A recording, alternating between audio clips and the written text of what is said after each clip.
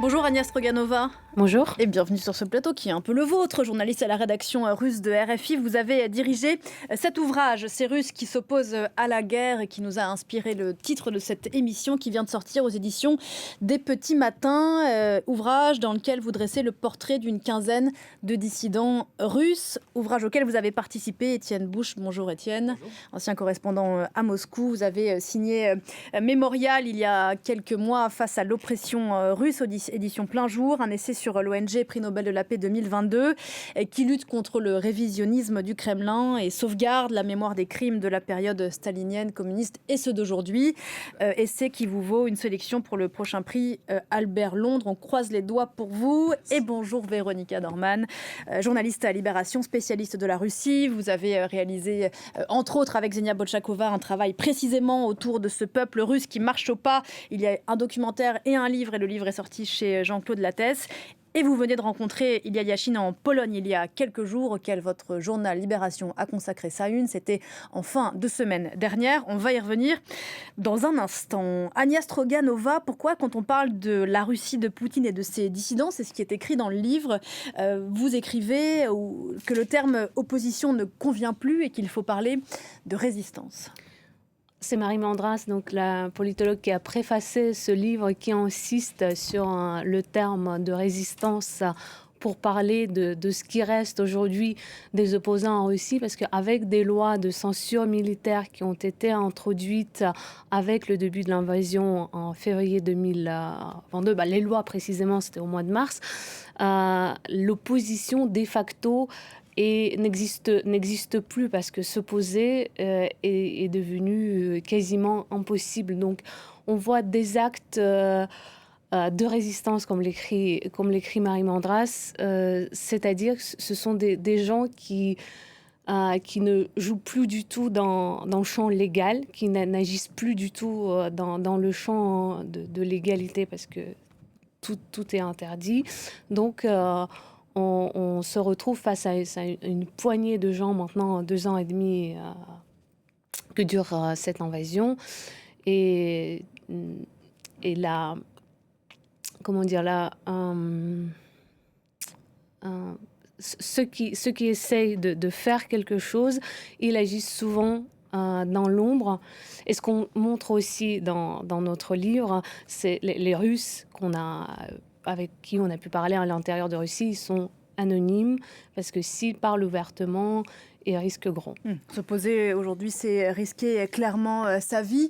Comment est-ce que se considère Ilya Yachine, que vous avez rencontré il y a quelques jours en Pologne, Véronica Dorman? Alors Ilya Yachine, on le rappelle, il a été condamné pour avoir publiquement dénoncé la guerre en Ukraine. Il a été emprisonné 2 ans. Il a été libéré cet été contre son gré, dans le cadre d'un échange historique entre la Russie et l'Occident. On en reparlera peut-être tout à l'heure. Lui, il se considère comme quoi? Comme un opposant, comme un résistant? Les deux, mais un opposant. Il a été dans la réelle opposition politique depuis des années. C'est un vétéran de la vie politique russe, et il a pu, contrairement à un grand nombre de figures un peu reconnaissables qui résistent à Poutine, et lui, il a vraiment participé malgré à la vie politique russe, malgré le fait que elle est vérolée depuis des années, que le régime de Vladimir Poutine a tout coopté et qu'il n'y a pas de réelle opposition qui avait de poids réel. Mais Ilya Yachine a toujours considéré qu'il fallait il fallait infiltrer le système de l'intérieur. On ne pouvait pas être résistant de l'extérieur, ni de la Russie, mais même pas du système politique russe, quels que soient tous ses défauts. Et donc, il a commencé sa vie politique au début des années 2000. Il était déjà jeune militant et déjà dans l'opposition au Kremlin. Et il a réussi à se faire élire. Donc, les dernières années avant la guerre, il était élu municipal. Alors, c'est un élu municipal, c'est un quartier de Moscou, mais néanmoins, il a remporté des scrutins. Il a réellement fait campagne en Russie les dernières années avant la guerre. Il a sillonné la Russie, il est allé dans les provinces. Moi, je l'ai suivi à Kostroma, où il faisait des meetings devant. Il y avait 3 grands-mères qui lui parlaient, mais néanmoins, il était en costard. Il leur parlait comme à un véritable électorat. Il a toujours pris ça extrêmement au sérieux. Donc lui, c'est un homme politique avant tout. Homme politique dans l'opposition, résistant aujourd'hui, exilé contre son sort, et en fait très ennuyé avec cette situation, parce que c'est ce qu'il me disait. Il n'avait jamais imaginé qu'il devrait faire de la politique à l'extérieur de la Russie. Et pour lui, c'est un vrai sujet, parce qu'il est convaincu qu'il faut être près des gens, c'est des gens qu'il connaît, et c'est également ce qui le distingue de pas mal d'opposants ou d'opposants déclarés, c'est que vraiment il est allé au fin fond du pays. Et donc voilà, donc il faut qu'il se réinvente aussi en tant qu'homme politique, et il revendique ce terme d'opposant, il se dit opposant. Ça fait 2 ans et demi, Étienne Bouche, qu'on se demande quel est l'état, même presque numériquement, de l'opposition russe. Alors, il y a les leaders et les meneurs, et puis l'état de la population, de la société civile, de la population russe, qu'il est difficile de résumer à 135 millions d'habitants. Mais 2 ans et demi après le début de l'invasion à grande échelle de l'Ukraine, elle en est où, cette société russe, vis-à-vis et de la guerre et de Vladimir Poutine? Alors, vis-à-vis de la guerre, je pense que ce serait très très difficile d'établir vraiment avoir une vision très nette de ce qui s'y passe, dans la mesure où effectivement les personnes ne peuvent pas s'exprimer librement. Et quand les instituts de sondage qui s'intéressent à cette question pour essayer de sonder la population sont bien embêtés, parce que en réalité il y a ce qui est dit, et il faut effectivement doit être pris à caution, parce que effectivement les gens ne sont pas libres de s'exprimer, et en même temps la parole publique elle mérite un certain examen, dans la mesure où de quelle opinion peut-on parler. Quand on parle de l'opinion publique en Russie, il est quand même très difficile il faut savoir de quoi on parle, parce que une opinion, elle se construit dans un système qui permet l'éclosion d'une pensée raisonnée, quand on peut confronter différents points de vue. Aujourd'hui, une personne qui va dire qu'elle soutient l'action du président, ou au contraire, de quelle action parle-t-elle? De quelle action parle-t-elle? Et surtout, encore une fois, il faut vraiment s'interroger sur la question de l'opinion publique, parce que qu'est-ce qu'elle raconte, cette opinion, et surtout sur quoi elle se fonde. Donc aujourd'hui, bien sûr, il reste évidemment des journalistes qui sont sur place pour continuer à sonder cette population, mais elle s'exprime avec d'autant plus de réticence et de prudence aujourd'hui, qu'on sait qu'effectivement il y a tout un arsenal juridique a été constitué pour justement tenir la population, entretenir comme ça la population dans une sorte d'isolement où chaque individu va rester isolé l'un de l'autre, et donc le travail d'analyse est aujourd'hui considérablement compliqué. Oui, à titre d'exemple, on ne peut toujours pas parler de guerre en Ukraine. On a vu il y a quelques jours là ce papa célibataire qui avait été libéré après, je crois, 2 ans de prison. Oui. Pour le dessin que sa fille avait fait à l'école, où elle disait simplement non à la guerre. On entend beaucoup dans la voix des opposants, à la fois en Russie et en exil, et on le voit encore ce matin dans l'interview qu'a donnée la veuve d'Alexeï Navalny au Figaro, qu'il y a un potentiel de contestation en Russie, mais qui serait pétrifié par l'oppression et ce système effectivement qui se décline à l'infini, de toutes ces lois qui empêchent en gros de dire n'importe quoi d'un peu discordant par rapport à la voix du Kremlin. On comprend bien qu'il est difficile de définir les contours de ce potentiel de contestation, mais il existe en Russie aujourd'hui. Je pense aussi qu'il suffit de quelques exemples pour que la masse, la population se taise et ne se prononce pas. Vous avez parlé d'Alexei Moskalov, donc ce papa qui vient d'être libéré après 2 ans en colonie pénitentiaire. Lui, il a presque eu de la chance d'avoir échappé, d'avoir eu que 2 ans de colonie pénitentiaire.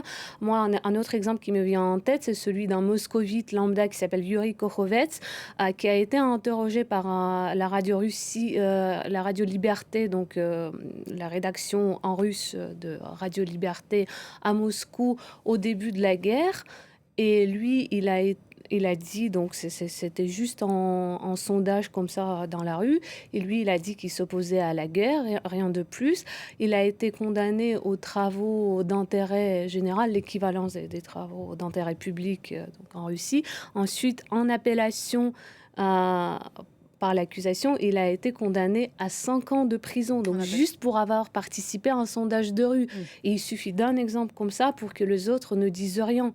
Surtout, justement, comme disait Étienne, dans une société très atomisée où les gens ne savent pas s'ils peuvent parler à leurs collègues du bureau. Moi, j'ai des amis, des connaissances qui restent à Moscou et qui me disent je viens au bureau, je ne sais pas si je peux parler avec une collègue. J'ai une copine qui me dit je mets mon casque et je me tais et je ne dis rien parce que sinon ça peut être dangereux. Véronica, vous avez beaucoup travaillé sur ces questions. Est-ce que cette société russe, encore une fois, qu'on ne peut pas résumer à une pensée unique, 135 millions de personnes dans un pays si grand, est-ce qu'elle est coupablement silencieusement coupable, apathique, attentiste, effrayée, on le comprend?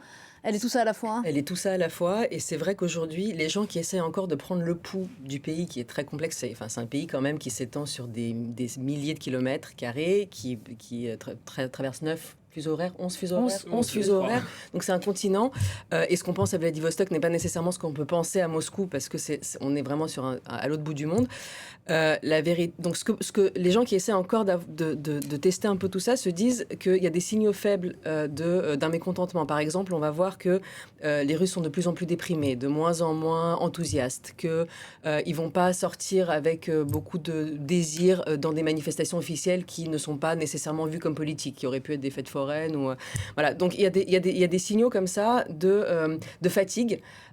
Et moi, je pense, de tout ce que je lis, de tout ce que je vois, de tout ce que j'entends, qu'il y a quand même énormément de gens qui, de manière totalement naturelle, n'aiment pas la guerre, ne veulent pas la guerre, ne veulent pas que leurs enfants meurent, même quelles que soient les raisons, considèrent que la guerre c'est mal, parce que c'est quand même un élan très humain, et que donc on ne peut pas dire qu'il y a une majorité de Russes qui sont pour la guerre. En revanche, que plus personne n'ose le dire, que ce ne soit pas... on a l'impression d'ici que c'est assez facile, tu dis t'es pour, t'es contre.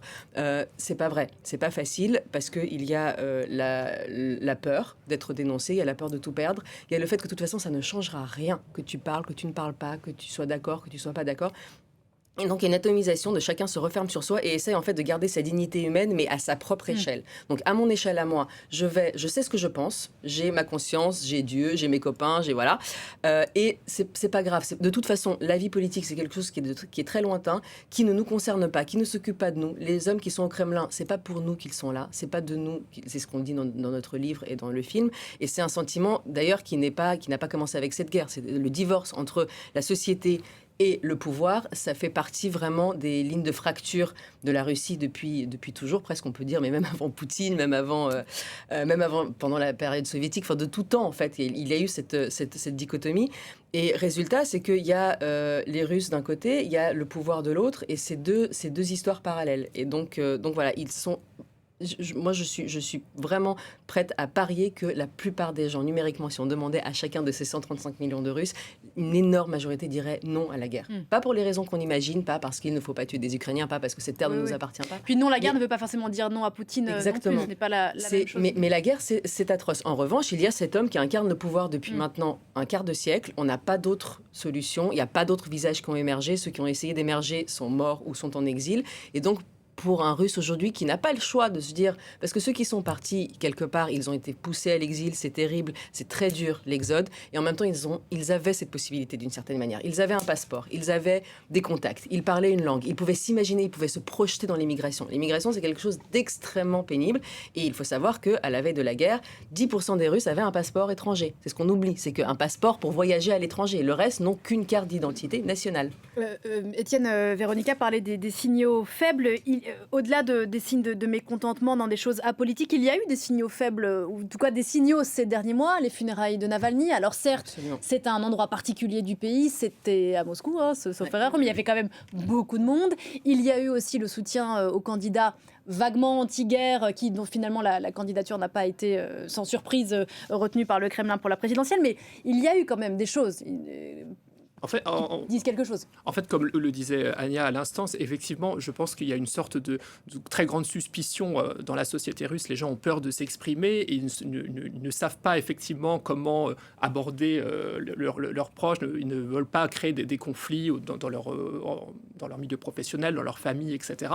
Et que quand un événement comme les funérailles d'Alexeï Navalny, etc., sont des instants qu'on peut saisir pour peut-être essayer de faire passer un message dans le cadre, dans le cadre qui nous est permis, globalement qui nous est donné. Accepté, quoi, voilà. Autorisé. Et c'est effectivement, ça a été très impressionnant et en même temps émouvant de voir que la seule résistance que pouvaient exprimer les moscovites à cet instant-là, c'était simplement de déposer des fleurs. C'est triste et émouvant à la fois. Ce qui est en tout cas intéressant pour rebondir sur tout ce qui a déjà été dit, c'est que la plus grande prouesse des autorités russes aujourd'hui, c'est d'être parvenu justement à faire croire à chaque individu en Russie qu'il était fondamentalement seul et que toute initiative politique ou l'idée de prendre le destin en main de son pays était vouée à l'échec. Et donc c'est très très frappant. Je pense qu'on est assez saisi quand on a travaillé en Russie de parler à n'importe quelle personne que l'on croise. On arrive avec des idéaux, même un petit peu de prétention occidentale en disant mais que faites-vous là? Pourquoi vous êtes si apathique? Allez-y, défendez votre pays. Et la réaction qu'on a généralement, on se retrouve opposé à une réaction complètement résignée. Mais qu'est-ce que je peux faire? Et de toute façon, tout ça ne mène à rien, ça ne sert à rien. Alors, il y a quand même des collectifs qui se créent, notamment ces comités anti-guerre dont il est question dans le livre. À quoi ça sert un comité anti-guerre, qui sont d'ailleurs anonymes, hein. Il y a aussi une organisation, vous interviewez une jeune femme qui a monté un comité féministe anti-guerre. Qu'est-ce qu'ils font ces comités? Il y a aussi un autre exemple, c'est quelqu'un qui a monté une structure pour aider les déserteurs. Donc ça, ce sont des petites choses, mais qui existent. Oui, c'est des petites choses et à la fois ce sont des grandes choses parce qu'ils font réellement des choses dans un pays où plus personne n'ose rien faire. Donc ça a de l'importance. Quant à la résistance féministe anti-guerre, c'est un grand mouvement qui a vraiment pris de l'ampleur depuis ces 2 ans et demi que dure l'invasion. Eux, ils ont grosso modo 2 volets de ce qu'ils font. Il y a des choses qu'ils font en Russie et donc là, ils essaient de naviguer doucement, de surtout créer des groupes de soutien virtuels et réels pour celles qui restent dans le pays. Donc, justement, de permettre aux autres de ne pas se sentir seules. De recréer un collectif. Oui.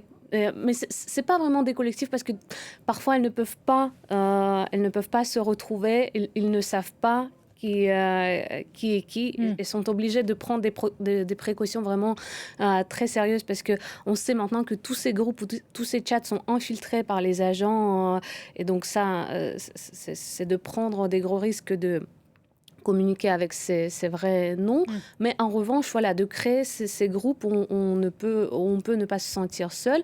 Ensuite, en ce qui concerne leurs actions en exil, c'est beaucoup plus visible, c'est beaucoup plus réel. On peut voir ce qu'ils font, c'est des palpables, voilà, des expositions, des festivals. Donc là, ils sont libres de faire ce qu'ils veulent et de montrer leur activité en plein jour. Grigory, qui est celui qui aide les Russes à déserter ou à éviter la conscription et qui témoigne dans ce livre, dit que son association reçoit quand même entre 40 et 60 demandes par jour de Russes qui veulent être aidés soit à quitter le pays, soit à essayer de ne pas se retrouver sur le front en Ukraine. Véronica, ça fait dans les premiers mois de la guerre, on se disait que quand notamment les babouchkas, les grands-mères russes verraient revenir dans des cercueils leurs enfants ou leurs petits-enfants, quelque chose se créerait de l'ordre de l'humanité, ce que vous disiez tout à l'heure, et que la guerre finirait par produire quelque chose de tellement insupportable que la colère viendrait de la population et que quelque chose, et je crois que c'est ce que vous disiez Ilya Yachine quand vous l'avez rencontré,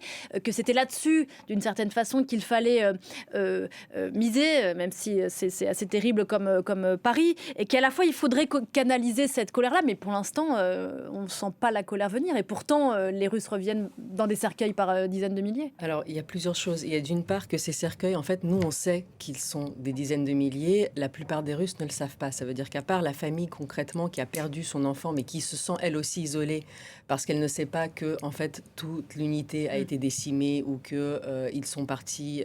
C'est pas juste son fils conscrit qui est parti, mais encore une quinzaine de gamins. La pression des autorités militaires qui arrivent derrière en disant c'est secret défense, vous n'avez pas le droit d'en parler, vous n'avez pas le droit d'aller manifester, vous n'avez pas le droit de sortir et réclamer ni les corps, ni des informations, ni les droits. La grande différence avec les mères de soldats de l'époque de la guerre de Tchétchénie, dont tout le monde se souvient, qui étaient très visibles, qui étaient très vocales, qui étaient bruyantes, qui arrivaient en fait à mobiliser l'opinion, c'est que évidemment que ces mères, elles ont surgi tout de suite. Dès qu'il y a eu des soldats, dès qu'il y a des soldats, il y a des mères, dès qu'il y a des dépouilles, il y a des familles qui les réclament. Elles sont tombées sous la répression ambiante de n'importe quelle voix dissidente. Donc ça, c'est une partie, donc c'est la répression. L'autre aspect, et ça, c'est quelque chose de terrible, et on va publier aujourd'hui le reportage d'un média russe indépendant, Vyorstka, qui a enquêté sur ces hommes russes qui signent volontairement. Ça fait 3 ans quasiment que la guerre dure, et il y a des hommes des hommes à 50 ans qui sont prêts à aller se battre en Ukraine.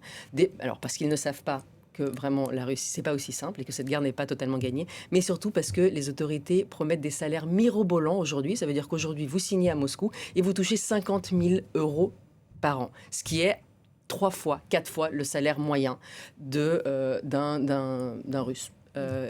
Et d'un Russe de province encore plus.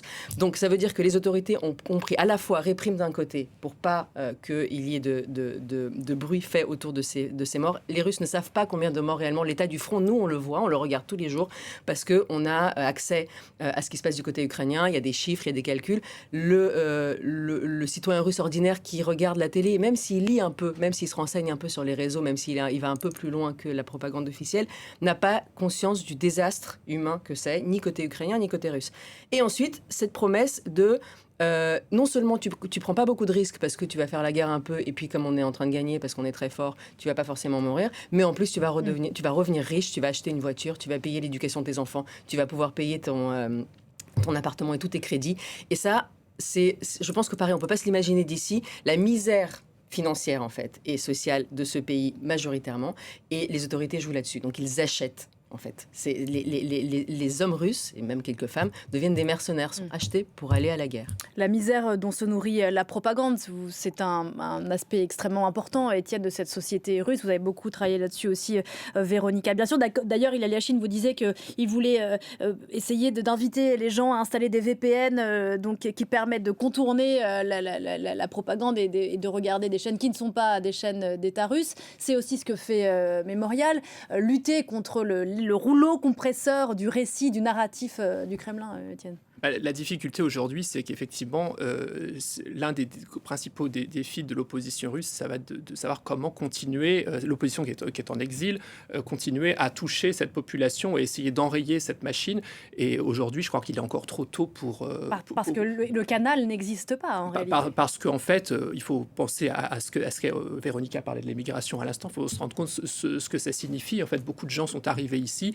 Ça signifie déjà avoir un visa, pour l'essentiel, trouver du travail, trouver un logement et peut-être se stabiliser. Et donc, quand demander à des gens qui ont des nécessités impérieuses à résoudre à l'étranger, leur demander ensuite aussi de s'occuper de l'avenir de leur pays et de maintenir un contact avec leurs proches en Russie. Souvent, en plus, ils sont ici, ils ont besoin de subvenir aux besoins de leur famille en Russie. Ça va être un véritable défi. Donc aujourd'hui, j'ai l'impression qu'il est peut-être trop tôt. Ça fait 2 ans et demi.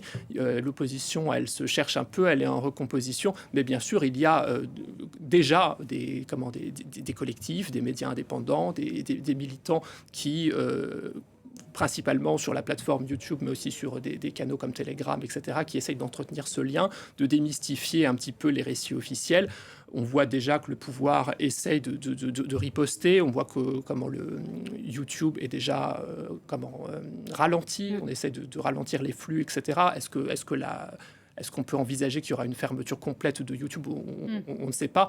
Et effectivement, il faut expliquer parfois à une population qui se désintéresse de l'actualité, de lui expliquer que, voilà, en utilisant tel mécanisme, tel VPN, elle peut avoir accès à tel contenu, telle ressource. Mais en même temps, c'est vrai qu'il faut toujours essayer d'aller au-delà de réticence, de méfiance. Souvent, hein, quand on s'adresse à des proches et qu'on leur envoie des vidéos qui vont dire la vérité, souvent on se revoit recevoir une grimace parce que j'ai pas envie de faire ça, ça m'intéresse pas. Et un mot de Mémorial quand même, donc l'ONG Prix Nobel de la Paix 2022, dont le cofondateur Oleg Orlov a passé quelques mois en prison. Là, il a été libéré cet été. À la aussi, faveur je de crois, l'échange. À la faveur de l'échange dont on parlait tout à l'heure. Comment est-ce qu'il travaille, les gens de Mémorial? Lui, il a dû partir, comme beaucoup. Comme beaucoup. Après, tous ne sont pas partis parce que pour Oleg Orlov, il fait peut-être figure d'exception pour les hommes de sa génération parce que beaucoup personnes de son âge ont préféré rester en Russie pour des Il a convictions... plus de 70 ans, je pour crois. 70, je crois. Pour des convictions personnelles, pour des raisons familiales, ont préféré rester en Russie. Mais lui, il n'a pas eu trop de choix. Hein. C'est comme il y a la Chine, on l'a mis dans un Comme avion. il y a la Chine, et de toute façon, il ne voulait pas partir également. Et ce sont des gens qui considèrent qu'ils ont été déportés, qui n'avaient aucune intention de partir. Aujourd'hui, l'activité de Mémorial est effectivement considérablement compliquée dans la mesure où ils n'ont plus accès au terrain. Et on sait qu'en Russie, il y a énormément... Enfin, je veux dire, c'est incroyable de voir combien ce pays est grand et combien encore même sur le travail tout simplement de recherche historique, il y a encore tellement de choses qui n'ont pas été entreprises tout simplement par manque de militants, manque de temps. Il y a énormément de choses à entreprendre. Aujourd'hui, il y en a beaucoup qui continuent de travailler à l'étranger sur le travail d'archives, etc., ce qu'il leur reste un petit peu. Mais aussi, ils tiennent, quand on discute avec eux, aussi à garder un certain... préfèrent ne pas trop dévoiler la manière dont ils travaillent, parce que, justement, ils préfèrent préserver les gens qui sont sur place. Et on parlait des petits indices tout à l'heure des signaux. Pour essayer de justement prendre la température de ce que peuvent penser les gens. Ça peut paraître complètement anecdotique dans le contexte actuel, mais par exemple, Mémorial continue de faire des excursions urbaines où en fait ils convoquent un petit groupe d'une quinzaine, vingtaine de personnes et ils leur racontent l'histoire de la ville dans laquelle ils vivent sous un angle tout à fait différent, un angle historique, pour leur expliquer que cette rue que vous empruntez tous les jours, voilà ce qui s'est passé en telle année, etc. Peut-être s'intéresser à ce qui s'est passé à l'époque soviétique peut paraître secondaire au vu de la situation actuelle, mais en réalité tout ça est lié parce que ça crée une conscience civique et ça aiguise un esprit critique et que ça contribue à élever un sens critique d'une population pour qu'ils deviennent in fine d'authentiques citoyens. Un Mémorial qui continue aussi de recenser le nombre de prisonniers politiques depuis le début de l'invasion russe. Je crois qu'on est à plus de 4000 et encore le chiffre est sous-estimé. Et quotidiennement, effectivement, il recense, il donne le nom de ces personnes. Après, ceux qui sont en prison, ils sont quelques centaines. Et les personnes qui ont été arrêtées avec les manifestations, il y en a eu plus de 10 000. Mais juste pour rebondir sur ce que disait... On va juste marquer une courte pause. Vous gardez bien ce que vous voulez dire, Ania, et on se retrouve juste après. Merci. 10h30 ici à Paris, la suite de notre émission aujourd'hui autour de cette question. Que reste-t-il de l'opposition russe plus de 2 ans et demi après le début de l'invasion à grande échelle de l'Ukraine? On en parle avec Ania Stroganova. Rebonjour. Journaliste à la rédaction russe de RFI, vous avez co-dirigé Ces Russes qui s'opposent à la guerre, qui vient de sortir au Petit Matin, ouvrage auquel vous avez participé, Étienne Bouche. Rebonjour Étienne.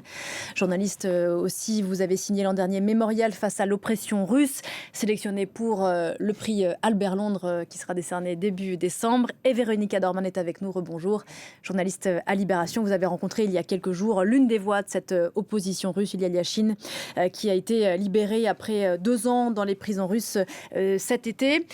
Juste avant la pause, on parlait du rôle de Mémorial. Ania, vous vouliez dire quelque chose? Je voulais juste rebondir sur ce que disait Étienne, sur ce travail qui continue de mener en Russie malgré tout, mais ce travail est constamment saboté par des anti-mémorials, mais tout ça, évidemment, est inspiré par les autorités.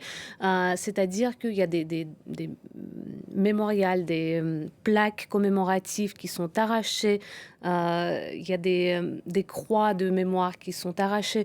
Donc, tout ce qu'ils font, en fait, est constamment saboté par les autorités. Ils ne peuvent pas se sentir en sécurité, même en faisant ce travail historique qui ne serait pas directement comme... Avec ce type de manifestation, en fait, Mémorial contribuait à s'approprier aussi l'espace public en Russie. Et donc, il y a une espèce de lutte pour la conquête du territoire, et le pouvoir qu'un rapport comme ça de prédation va enlever va essayer d'effacer toutes les traces du passé, de ce que peuvent entreprendre les militants pour expliquer que voilà, les citoyens ont leur place dans l'espace public. Aujourd'hui, on est très frappé de voir que les Russes n'occupent pas l'espace public. C'est assez frappant. On parlait de la force de la propagande, de ces Russes qui se taisent pour... tout un tas de raisons qu'on a évoquées tout à l'heure, mais Véronica, des Russes qui soutiennent Vladimir Poutine et avec lui sa guerre en Ukraine de façon éclairée, documentée, il y en a nécessairement, mathématiquement. Bien sûr, non. Alors, il y a ceux qui soutiennent le plus fort de manière générale, par réflexe aussi. Il y en a toujours eu dans tous les régimes. Il y a ceux qui ne se sont jamais posé la question. Il y a ceux qui sont très près de la mangeoire. Ça veut dire que c'est un système aussi qui a cultivé son soutien par la corruption depuis des années. Et donc, le cercle rapproché de Poutine a beaucoup à perdre à le condamner. Et donc voilà, le Parlement est à sa botte, les députés sont à sa botte. À partir du moment où... et puis, il y a ceux qui sont à sa botte volontairement parce qu'ils ont choisi d'être du côté du plus fort et de continuer à profiter de ce que ça implique. Et il y a ceux qui n'ont pas le choix, c'est les fonctionnaires, à savoir que la Russie est une espèce de mammouth géant de la fonction publique et que tous ces fonctionnaires, que ce soit les profs, les postiers, les employés des services publics, sont dépendants de l'État directement. Leurs salaires sont dépendants de l'État, l'existence même des entreprises pour lesquelles Et donc la cellule familiale aussi. Donc la cellule familiale. Donc en fait, c'est même pas tellement une question de choix politique, est-ce que je veux, est-ce que je veux pas, c'est que être contre Poutine, c'est en fait être contre son gagne-pain. Donc c'est tout ça qu'il faut avoir à l'esprit. Et je voudrais juste pour finir sur cette idée de mémorial, c'est que en fait, ce qui se passe aussi, ce que le régime, en déclarant cette guerre, continue aussi ce dont il continue à priver les Russes, c'est justement leur droit à la mémoire, leur droit à la pleine possession de leur rue, de leur passé, la compréhension de ce passé. En fait, ça aussi, c'est en train d'être... il y a un assaut contre ça. C'est pas seulement contre la liberté de manifester ou d'être contre la guerre, c'est la liberté de savoir qui tu es et d'où tu viens. Et en fait, c'est ce que fait Mémorial en essayant de maintenir ça, c'est voilà, de conserver un peu de société civile en Russie, parce que c'est ça que le Kremlin veut écraser absolument. Oui, je crois que vous disiez, Étienne, dans votre livre précédent, que le Kremlin, enfin le pouvoir russe, essaie d'empêcher les Russes de faire nation.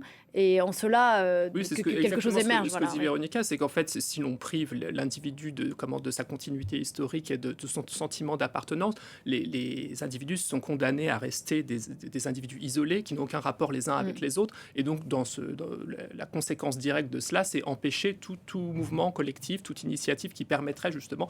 Il faut que les Russes arrivent à se voir, se regarder en fait, et à prendre conscience qu'ils ont un destin et un passé commun, et que en fait, le système qui prévaut aujourd'hui n'est pas une fatalité, mais pour essayer de faire ingérer cette idée dans l'esprit des gens, c'est quelque chose que Mémorial a entrepris pendant une trentaine d'années, et que malheureusement tout ça aujourd'hui est saboté, et que on ne connaît pas l'issue de la guerre en Ukraine, mais il va y avoir un travail qui va être absolument immense à entreprendre derrière, parce qu'il va falloir aussi se poser la question, tous ces gens qui sont partis combattre en Ukraine, qu'est-ce qu'on fait qu'est-ce qu'on leur dit, qu'est-ce qu'on va raconter ensuite? Et ça, c'est exactement ce que dit Irina Sherbakova dans le recueil qu'on a publié, c'est que l'après-guerre en Ukraine risque d'être très très compliqué, parce qu'il va falloir essayer si on veut effectivement créer une nation, fédérer tous ces gens, il va essayer de falloir imposer un récit commun. C'est la cofondatrice de Mémorial, et elle parle effectivement d'une période qui sera plus difficile que la perestroïka en Russie. En vous écoutant, c'est vrai qu'on a l'impression que se dessine une société russe où chacun vit un peu, chacun l'un à côté des autres, et ça me fait penser à ce que dit toujours dans le livre Elga Pyrikova, qui est une ancienne députée de l'opposition, je crois. Elle dit: si vous voulez savoir comment les gens vivent en Russie en 2024, relisez votre dystopie préférée. Les gens qui vivent en Russie ne soutiennent pas tous le pouvoir, ils ne sont pas non plus des esclaves lâches comme certains tentent de l'imaginer, ils ne savent simplement pas comment s'y prendre au cours des années, ils ont perdu en compétences. C'est exactement ça. Et ça, comme le disaient Véronica et Étienne, c'est quelque chose qui n'a pas commencé avec l'invasion en 2022. Ça dure déjà depuis les années 2000. Moi, je voulais aussi rajouter quelque chose qu'on n'a pas encore mentionné, c'est le rôle de l'Église orthodoxe dans tout ça, dans la sacralisation du concept de la guerre, qui soutient cette guerre, qui est devenue, pour certains milieux traditionnalistes, une sorte de djihad sacré, où mourir pour sa patrie est quelque chose de très bien. Donc les gens qui sont croyants, là je parle des orthodoxes, qui sont nombreux, qui sont pas si, des pratiquants en tout cas, ils sont pas si nombreux qu'on l'imagine. Je crois que c'est vraiment quelques.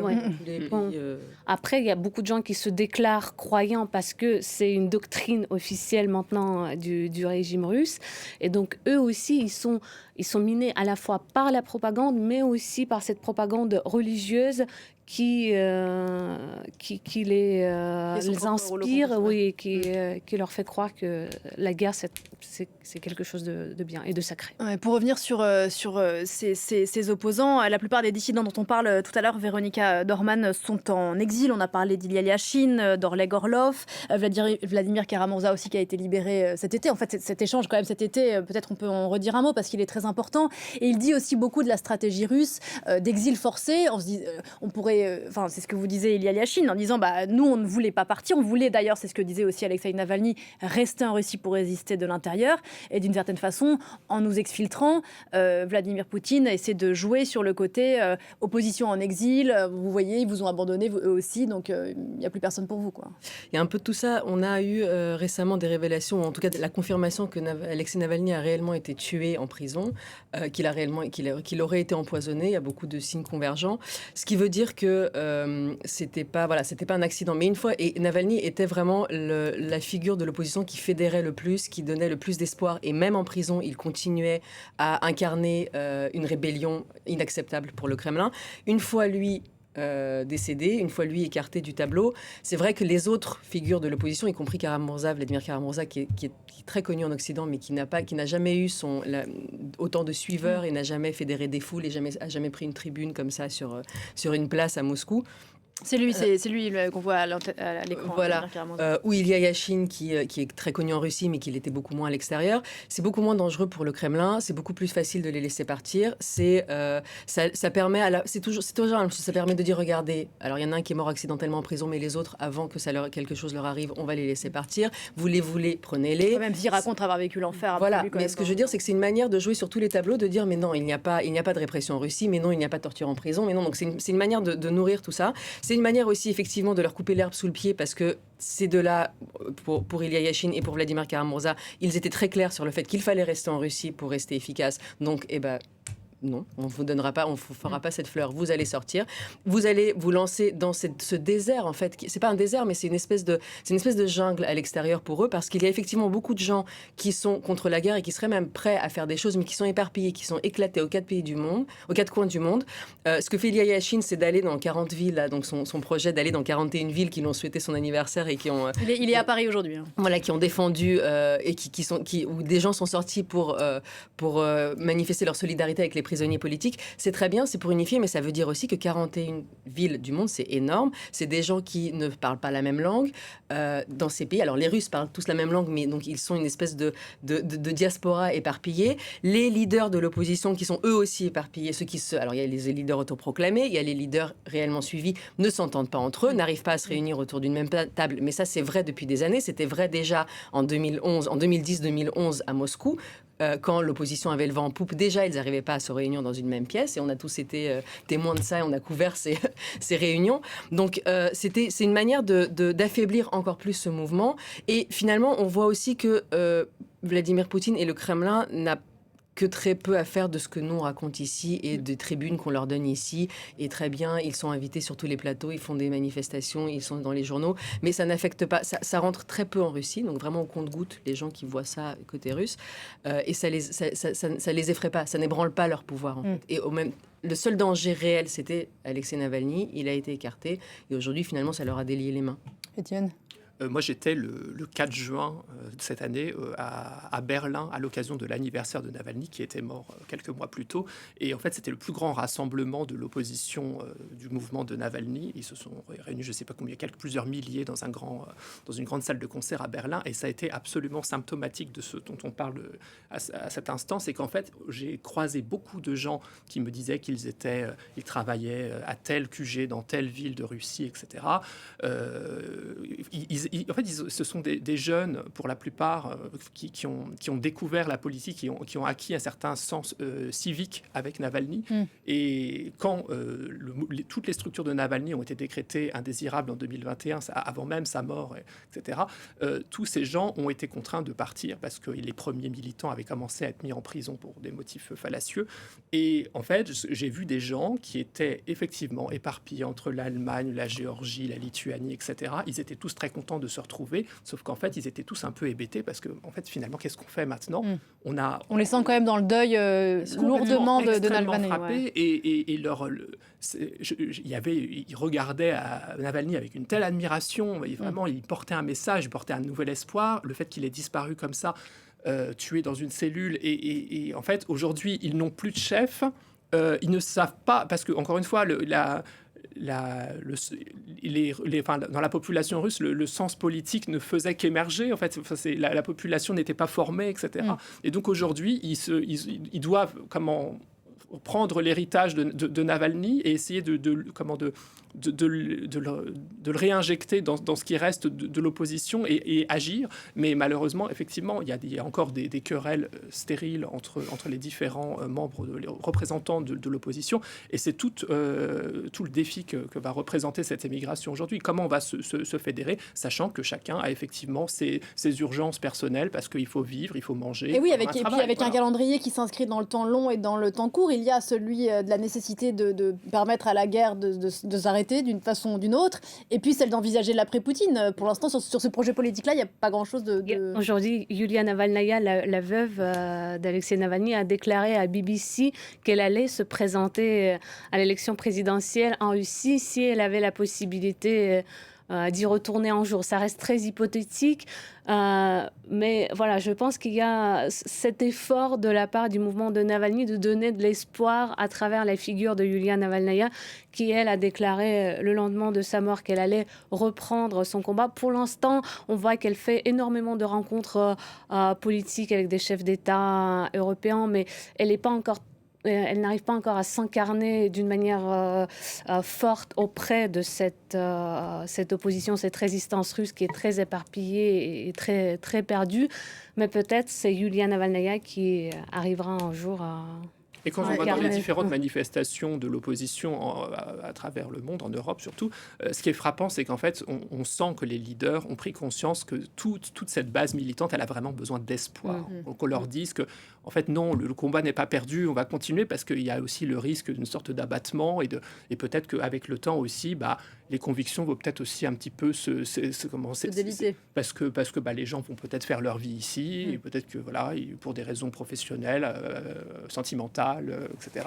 Il y a la Chine, lui, il dit qu'il rentrera en Russie. Dès qu'il peut, et c'est ce qu'il a dit, il sait aujourd'hui qu'il ne peut pas rentrer parce qu'il est toujours personne indésirable et agent de l'étranger. Il a un risque pour sa sécurité en étant en Europe, comme on l'a vu avec des espions russes. Est-ce qu'un opposant russe aujourd'hui risque sa vie Alors j'ai posé la question, il m'a dit je ne veux pas être parano, donc il se balade sans sécurité visible en tout cas. Il considère qu'il est un citoyen lambda et il considère que sa publicité c'est ce qui le protège, parce qu'il a cette foi dans les institutions, dans les mécanismes qui marchent, dans la police, dans les services de sécurité des pays qui l'accueillent, et il considère que voilà, quand il a rendez-vous avec 500 personnes dans une salle, il risque rien. Est-ce qu'il a un risque pour sa sécurité? On peut pas le dire, parce qu'on s'est toujours dit que non, en fait, si t'es pas trop connu, c'est pas grave, et puis tout d'un coup, il y a eu des empoisonnements, et le Kremlin et le FSB a fait beaucoup d'efforts et a investi beaucoup de temps et d'argent pour faire du mal à des gens qu'on pensait plutôt insignifiants. Donc on peut pas le dire à 100%. En revanche, ce que lui veut, c'est être visible, il ne veut pas se cacher, il ne veut pas devenir un politicien en exil, ça c'est sûr. C'est-à-dire qu'il dit la seconde où c'est possible, il y retourne. Mais pour l'instant, c'est pas possible pour lui. Et c'est aussi, et plus important, parce que ça, vraiment, c'est son cheval de bataille, c'est les autres prisonniers politiques. C'est que on lui a fait, voilà, il sait que s'il y retourne, qu'il n'y aura plus de négociations d'échange, que ceux qui sont en prison, les pays occidentaux, ne voudront pas s'engager pour les négociations. Et que c'est de sa responsabilité, en fait, d'honorer aussi, même s'il ne voulait pas sortir, d'honorer cette chance qu'il a eue. Donc lui veut, et il a beaucoup parlé d'espoir, et lui dit ça, il veut que les gens sentent qu'il y a une raison, qu'ils sont beaucoup, qu'ils sont éparpillés, mais qu'ils sont ensemble, qu'ils sont loin de chez eux, mais qu'il y a encore des ponts qui peuvent communiquer avec l'intérieur de la Russie. Donc il essaie d'être dans ce message positif. Merci beaucoup. Il sera fait aujourd'hui citoyen d'honneur de la ville de Paris. Merci beaucoup, Véronica Dorman. On vous lit dans Libération sur la Russie. Merci beaucoup, Ania Stroganova. Donc, ces Russes qui s'opposent à la guerre les petits matins. Merci beaucoup, Étienne. Mémorial face à l'oppression, c'est sorti aux éditions Plein Jour.